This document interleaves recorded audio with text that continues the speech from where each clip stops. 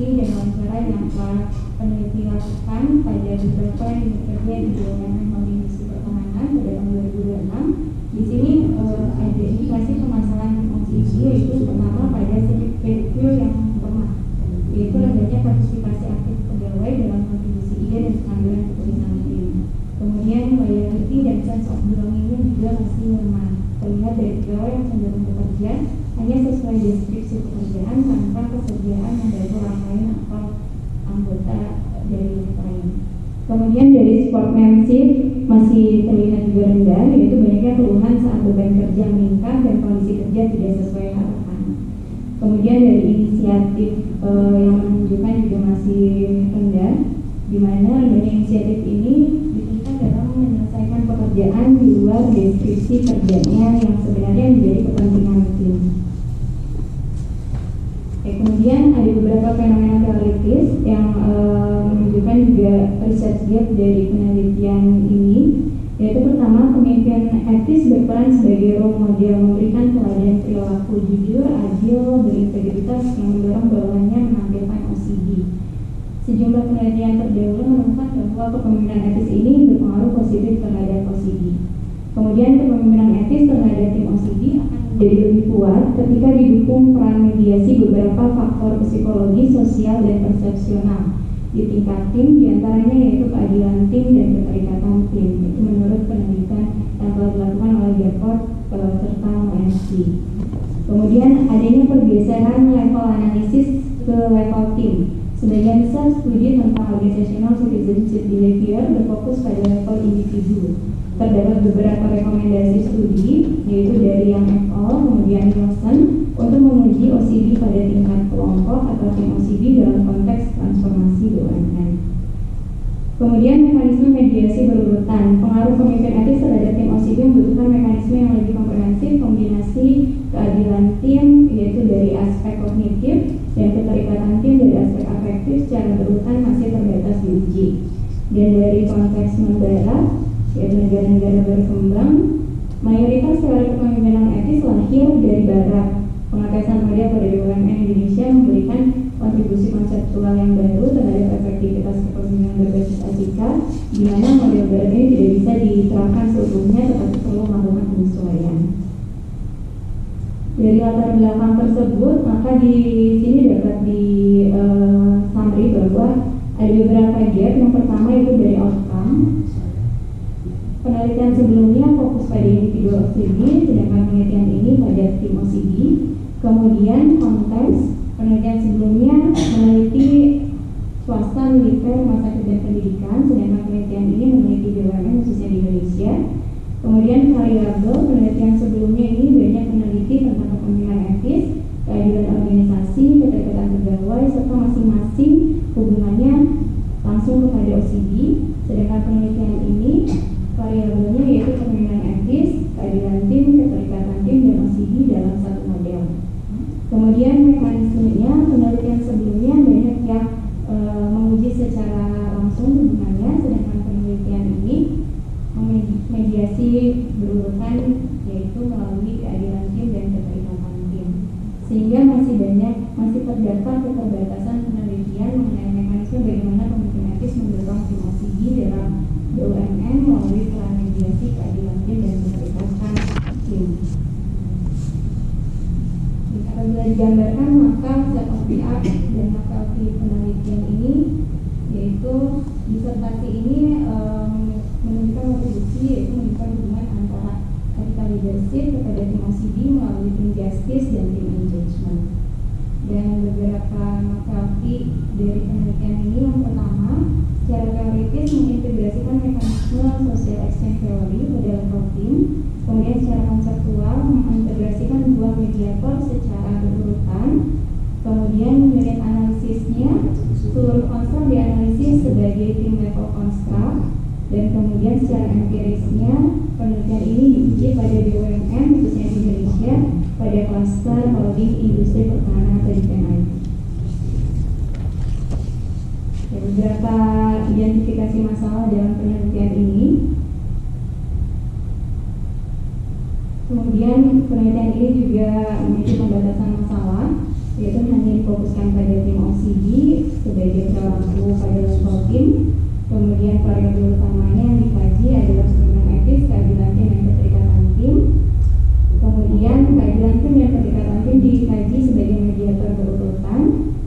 Kemudian dibatasi hanya pada tim formal, pada BUMN, holding, defense ID. Kemudian pendekatannya kuantitatif dengan desain cross-seksional dan tidak mengkaji faktor budaya organisasi sebagai variabel penelitian, tetapi hanya menempatkannya sebagai konteks perubahan organisasi BUMN. Perumusan masalah serta tujuan penelitian ini ada 9 yang saya rumuskan. Yang pertama yaitu bagaimana pengaruh kepemimpinan etis terhadap keadilan tim. Kemudian yang kedua bagaimana pengaruh kepemimpinan etis terhadap keterikatan tim. Yang ketiga bagaimana pengaruh kepemimpinan etis terhadap tim OCD. Yang keempat bagaimana pengaruh keadilan tim terhadap keterikatan tim. Kemudian yang kelima bagaimana pengaruh keterikatan tim terhadap tim OCD. Yang keenam bagaimana pengaruh keterikatan tim terhadap tim OCD. Kemudian yang ketujuh bagaimana peran keadilan tim dalam memediasi pengaruh tim keadilan kepemimpinan etis terhadap tim OCD. Kemudian yang kedelapan bagaimana peran keterikatan tim dalam memediasi pengaruh kepemimpinan etis terhadap tim OCD. Dan yang terakhir bagaimana peran keadilan tim dan keterikatan tim secara berurutan dalam memediasi pengaruh kepemimpinan etis terhadap tim OCD. Oke, 3 manfaat yang diharapkan dapat hadir dari penelitian ini yaitu pertama manfaat teoritis untuk memperkaya pengembangan ilmu manajemen khususnya dengan menjelaskan mekanisme pengaruh kepemimpinan etis terhadap tim OCD melalui keadilan tim dan keterikatan tim secara berurutan pada level tim.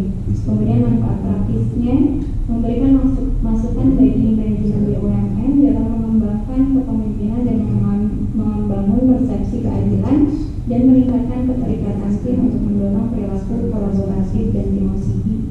Kemudian yang ketiga yaitu manfaat bagi penelitian selanjutnya menjadi referensi empiris bagi penelitian selanjutnya mengenai kepemimpinan etis, keadilan tim dan keterikatan tim serta tim OCD khususnya dalam konteks organisasi berbasis tim.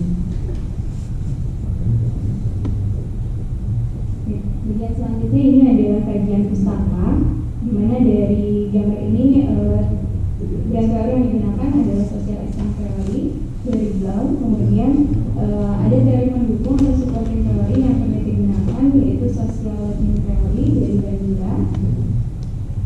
Kemudian witness theory yaitu yang pertama organizational justice theory dari Greenberg dan Morbid, serta job analysis theory dari Becker dan Genovi. Sehingga ini semua nantinya mendukung apply teori yaitu kepemimpinan etis, keadilan tim, keterikatan tim, dan tim OCD. Kerangka pemikiran ada 2 mekanisme jalur yaitu jalur langsung dan melalui mediasi dari 2 variabel mediasi. Kepemimpinan etis mempengaruhi tim OCD, di mana perilaku normatif pemimpin, diantaranya yaitu kejujuran, kepedulian, dan keadilan, ini mampu membentuk iklim kerja kolektif yang memicu tim berkontribusi melebihi deskripsi tugas formalnya. Sedangkan dinamika antar mediasinya yaitu keadilan tim memicu penilaian kognitif yang positif yang selanjutnya mendorong keterikatan tim secara afektif. Model ini menjawab keterkaitan holistik antara kepemimpinan etis, kemudian persepsi keadilan dalam kelompok, kemudian keterikatan tim dan tim OCD pada BUMN. Kemudian model penelitian ini diturunkan ke dalam 9 hipotesis penelitian. Yang pertama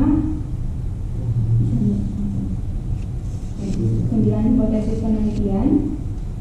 Selanjutnya metode penelitian yang digunakan dalam penelitian ini, jenis penelitiannya yaitu explanatory research. Desain penelitiannya pertama menggunakan pendekatan kuantitatif, kemudian yang kedua desainnya menggunakan pendekatan survei untuk menguji hubungan antar variabel dalam model penelitian, dan level analisisnya dianalisis dalam level tim atau kelompok. Jenis penelitiannya yaitu explanatory research, kemudian desain penelitiannya yaitu non-eksperimental dengan field study dan causal research.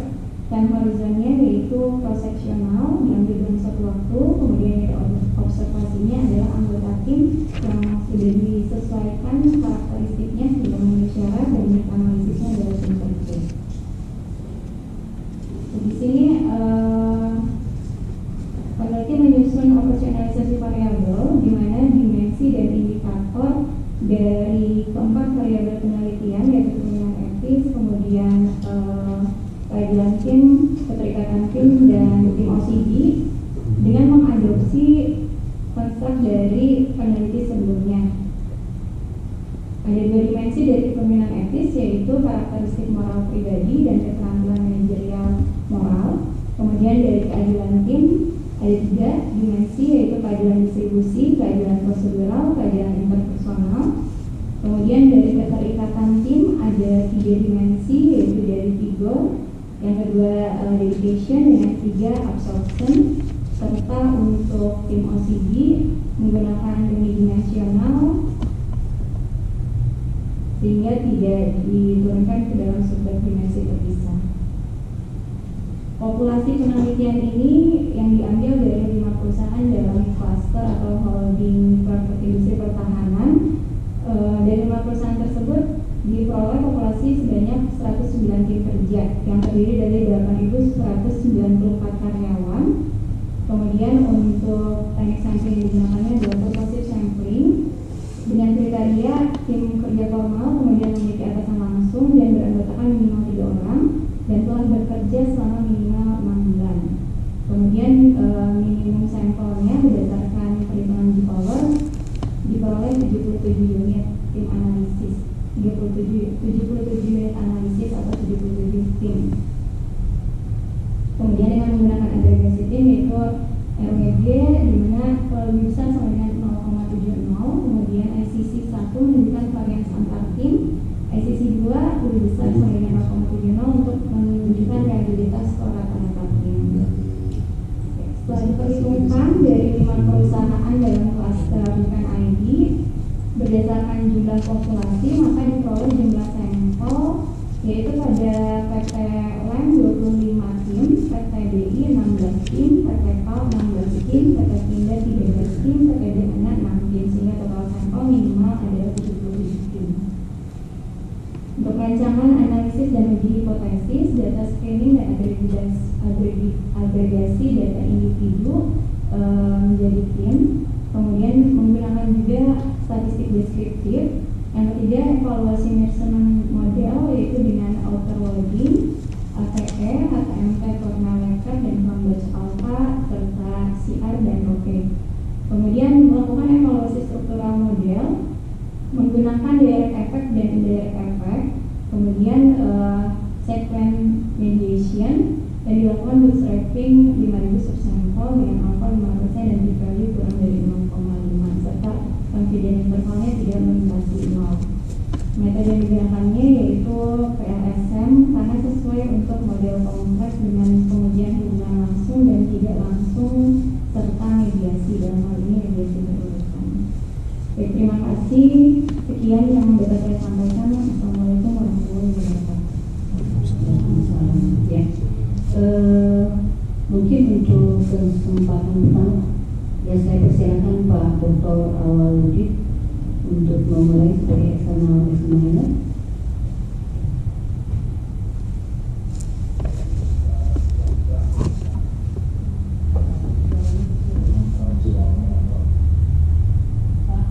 Pak Awal, suaranya kecil ya Pak? Ya kecil.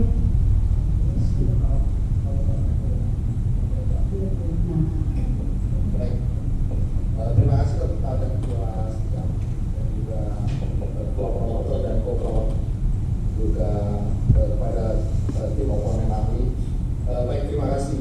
Jadi topik ini menarik ya, sebenarnya mengangkat ya, tetapi kembali lagi ini saya mencoba ya membuat beberapa analisa saja yang kira-kira nanti peneliti mungkin bisa mengembangkannya gitu ya. Ada beberapa pendekatan yang mungkin saya akan coba klarifikasi ya kepada peneliti, pada Pak Bina itu mengenai sifat scientific robustness-nya seperti apa, karena ini saya juga belum tahu apakah ini nanti novelty-nya ini memang mau bersifat novelty teoritis atau nanti novelty kontekstual yang khusus untuk BUMN atau seperti apa. Nah, oleh karena itu hal-hal yang kemudian dari variabel yang sudah disusun dan draft modeling ya yang sudah dipaparkan tadi, saya mencoba menggalinya satu persatu. Mungkin ada beberapa saja pertanyaan saya, kalau dengan saya langsung jawab, coba aja ya Pak. Ini kembali lagi, novelty-nya mau kemana ya? Apakah bersifat teoritis saja atau nanti ada novelty yang memang kontekstual dalam konteks BUMN spesifik itu tentu saja. Dan sebelumnya ini kan tadi dipaparkan novelty-nya mengarah kepada level analysis ya, terus kemudian BUMN Indonesia. Nah, pertanyaan saya, kalau nanti akan dihasilkan novelty utama dari ini yang tadi saya maksudkan, mau kepada pengembangan teori, jadi memang basisnya ini adalah theoretical contribution ya, atau mau membangun model atau model contribution, atau mau kontekstual contribution yang lebih luas dalam arti di BUMN. Karena kalau tadi ada beberapa lokasi BUMN menjadi lokasi penelitian ya, seperti tadi di PMID, lab segala macam, jadi disebutkan kontribusinya jadi terbatas. Saya butuh penjelasan ini.